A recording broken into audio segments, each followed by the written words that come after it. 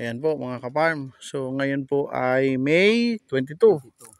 So tayo po ay live update dito sa anong lugar ka ito kuya? Sa Porok or Barangay Lipay. Dito tayo sa farm ni Kuya Hel, Antalan Farm ito, Mingo Farm. Okay yan. So ngayon linawin lang po natin ha. Ito po yung ating demo area using ka-farm TV Mingo protocol with Ultra Boost.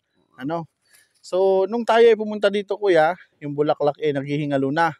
Almost recovery na yun eh. Pero nakita natin na marami pang pwedeng ma-recover, kaya Sinubukan natin. Ayun. So after application natin ng 1 week na ngayon ano? Oo, 1 week. Oh, 1 week mula nung application natin. So anong observation mo Karamon sa naging butil natin? Ito, dito ka. Yung bottle niya, tulad nito, malilit pa ito noon, nagkaroon siya ng development, lumaki, bago yung iba na mga problem noon na ito na ang niya. Wala nang kulisap na harmful yung mga hopper. Ang lumalabas na lang dito yung mga pollinators. Anong na-observe mo dun sa na itulong ni Ultra Boost pagdating sa nutrients do sa ating mga naghihingalo na bulaklak at putil? Maganda siyang na-induce niya yung kalaguan ng bulaklak na malusog, naging malusog. Yung parang siya, tulad nito dumami yung niya, nawala yung insekto.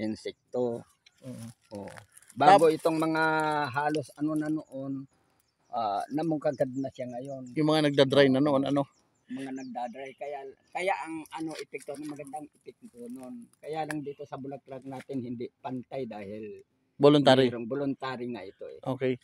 So bilang trial, anong comparison mo dun sa hindi inalagaan na sinasabi mo na area mo din na hindi mo ginalaw for comparison? Wala, was out na yung noon. Bulaklak. Bulaklak, sayang nga, mabuti inisprehan ko yun eh. Pero sinacrifice mo for comparison. For comparison lang yun. Okay. Ngayon wala na yun. So ito po, within 1 week lang was out na yung noon. Anong masasabi mo kay Ma'am MJ at kay Sir Hino sa ating demo? Maganda yung nila na nakapagbigay ng unang-una sa akin, nakapagbigay ng another experience, lalong-lalo na sa kay Kaparm na nagturo sa akin kung paano yung mixing ng niya, kasi maganda yung mga progressive yung mga farming niya sa bago, plus itong kila Madam MJ na pumayag sila na mag-demo testing dito sa lugar namin. Magandang yan. So, ibig sabihin kuya, satisfied ka sa naging resulta, satisfied.